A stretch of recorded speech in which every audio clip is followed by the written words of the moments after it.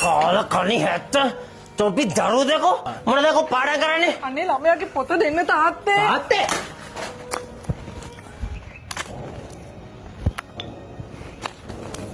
මල්ලි මේ මොනවද තමුස කරන්නේ මේ යාළුවෝ ඉස්සර ඔහොම ඉන්න එපා මගේ ගාවට ලැජ්ජ කරන්න එපා මට. අනේ මල්ලි මම මේ අල්ලපු පාරේ වැඩ කරන්නේ අද. ඔයා කිව්වේ අර ටියුට් වලට මොනවද රුපියල් 5000ක් ගන්න කියලා මම. මම මේක දෙනවා ඉක්මනට යනවා ලැජ්ජ කරන්න නේද මට. අනේ ඇයි තාත්තේ අපිට මෙහෙම පව් දෙන්නේ හැමදාම ඔය දහචරාව කටේ ගහන් ඇවිල්ලා. පාපි කට බැල්ලි පාපි අනේ තොපි දෙන්න හැදුවට වැඩි හොඳයි යකෝ කෙහෙල් පඳුරකට සාත්තු කරානා. ඇති තාත්තේ ඔය දැන් මල්ලිට ඉගෙන ගන්න දෙන්න. ඇයි මු කැම්පස් යන්නද? යකෝ කැම්පස් යන්නද මු? තාත්තේ අනේ තාත්තේ කතා කරන්නකෝ. මල්ලි අනේ ඉක්මනට වාහනයක් ගේන්නකෝ. අනේ දොස්තර මහත්තයා අපේ තාත්තගේ තාත්ත කොහොමද දැන්? සිරිදාසගේ තාත්තේ පොඩ්ඩක් භයානකයි. එයා කොච්චර කාලෙ ඉඳන් ඩ්‍රින්ක්ස් ගන්නවද? අපිට මතකයද කාලේ ඉඳන් තාත්තා බීලා තමයි ඩොක්ටර් ගෙදර ආවේ. ඔයාලගේ තාත්තා කාලයක් තිස්සේ මෙහෙම ඩ්‍රින්ක්ස් අරගෙන වකුගඩු දෙක ඩැමේජ් වෙලා තියෙන්නේ. මොකද්ද ඩොක්ටර් අපිට මේකට ඉක්මනටම කරන්න පුළුවන්? ඔයාලට මේකට කරන්න තියෙන එකම එක විසඳුමයි. ඔයාලගේ තාත්තගේ බ්ලඩ් ගෲප් එක තියෙන වකුගඩුවක් ඩොනේට් කරන්න කැමති එක්කෙනෙක් පුළුවන් ඉක්මනින් හොයාගන්න වෙනවා. අනේ දොස්තර මහත්තයෝ ඒකට කීයක් විතර වියදම් යයිද? ලක්ෂ 90ක් විතර යනවා. ලක්ෂ 90ක්? අනේ දෙයි හාමුදුරනේ අපි මොකද මල්ලි දැන් කරන්නේ? අපි මොනවා කියලා කරන්න දැක්කේ? එයා විහිං කරගත්තේ වෙනවා බීලා. අනේ එහෙම කතා කරන්න එපා මල්ලි. බේබන්දන්න වෙන මොනවා කියන්න දන්නේ?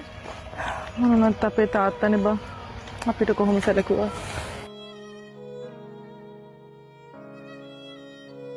තාත්තේ අක්කා නැති වෙලා අද ඊයේ වගේ නේද? මාස 3ක් කියලා මට හිතා ගන්නවත් බෑ. ගස්වල හොඳ පොල් තියෙද්දි ඇට්ටිත් වැටෙනවා පුතේ. තාත්තා ඒක නෙමෙයි. ඩොක්ටර්ද ලේමාරු කරන්න ඉන්නේ ගෝනේ තාත්තද? මට මතක නෑ. එහෙනම් ඒකටත් යන්. යා.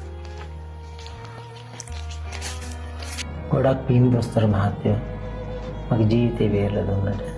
ඔයාලගේ බීමත්කම නිසා ඔයාලගේ ජීවිතය විතරක් නෙමෙයි. ලස්සන තරුණ ජීවිතත් නැති වෙලා යනවා. අදට අක්කා නැති වෙලා මාස 3ක් විතර වෙනවා නේද? ඩොක්ටර් කොහොමද ඒක දන්නේ? මට ඔයාලා දෙන්නට කියන්න දෙයක් තියෙනවා. මේක ඔයාලා දෙන්න අනිවාර්යයෙන්ම දැනගන්න ඕන දෙයක්. හැබැයි ඒකේ නම් මට මේක කියන්න එපා කියලා කිව්වා. හැබැයි මේක කියන එක මං හිතනවා මගේ යුතුයකමක් කියලා. ඔයා දන්නවද ඔයාද උතන ඉඳගෙන ඉන්නේ ඔයාගේ දුව නිසා? ඔයා දන්නවද තාත්තා? ඔයාට වකුගඩුවක් දෙන්න සර්ජරි එක කරද්දී ඇතිවෙච්ච ඉන්ෆෙක්ෂන් එකක් නිසා තමයි ඔයාගේ දුව නැති වුනේ.